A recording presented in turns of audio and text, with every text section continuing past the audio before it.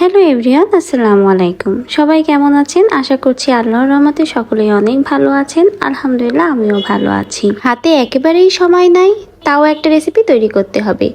মাত্র 5 মিনিট সময়ে এই রেসিপিটা আপনারা তৈরি করে নিতে পারবেন। খেতে এতটাই মজার যে আঙুল চেটেপুটে খাওয়ার মতো।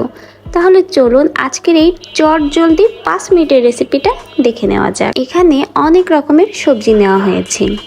সবজি বলতে এখানে বেশ কয়েক পদের সবজি: পেঁয়াজ কলি, টমেটো, আলু, ধনিয়া পাতা, ছোট সাইজের ট্যাংরা মাছ। সকল সবজিগুলোই কিন্তু খুবই পাতলা করে কাটা, যেন অল্প সময়ে রান্নাটা করে নেওয়া যায়। শীতের বাজারে এখন হরেক রকমেরই সবজি পাওয়া যায়, আর সবজি দিয়ে এই রেসিপিটা কিন্তু খুব সহজে আপনারা বাসায় করে নিতে পারেন।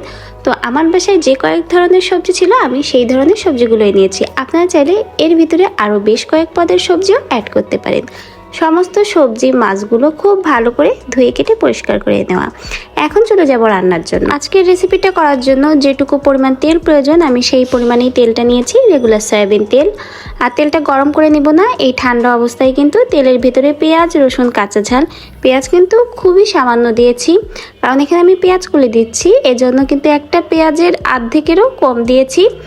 5-6টার মতো কাঁচা ঝাল আর 2-3 কোয়ার মতো রসুন দিয়েছি। স্বাদ মতো দিয়েছি লবণ, হলুদ গুঁড়া দিচ্ছি আধা চা চামচের মতো।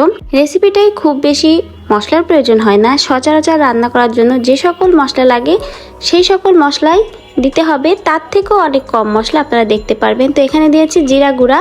আমি যেহেতু ধনিয়া পাতা দিচ্ছি সেজন্য কিন্তু ধনিয়া গুঁড়া দিচ্ছি না, আধা চা চামচের মতো জিরা গুঁড়া দিয়েছি। আর কালারটা যেন সুন্দর আসে সেই জন্য দিয়েছি শুকনা লাল ঝালের গুঁড়া, খুবই কম। আপনারা চাইলে কিন্তু সরাসরি কাঁচা ঝাল দিয়ে রান্নাটা করতে পারেন।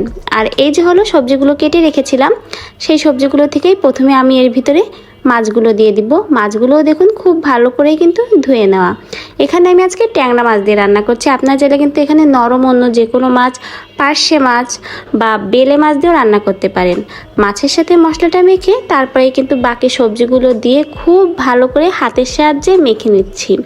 হাতের সাথে খুব ভালো করে সবজি মাছ মেখে নিতে হবে, যেন মাখার ভিতরে অর্ধেক রান্নাটা হয়ে যায়। মাখা হয়ে গেলে এখন এর ভিতরে সেদ্ধ হওয়ার জন্য আমি পরিমাণ মতো পানি অ্যাড করে দিচ্ছি।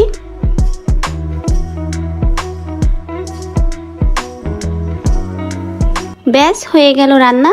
এখন ঢাকা চাপা দিয়ে রান্না করে নেব।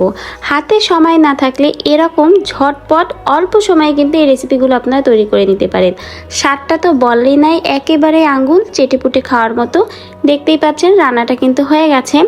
আর সবজিগুলো দেখুন খুব সুন্দরভাবেই কিন্তু সেদ্ধ হয়ে গেছে। আমি আপনাদের চেক করেও দেখাবো যে সবজিগুলো কেমন সেদ্ধ হয়ে গেছে।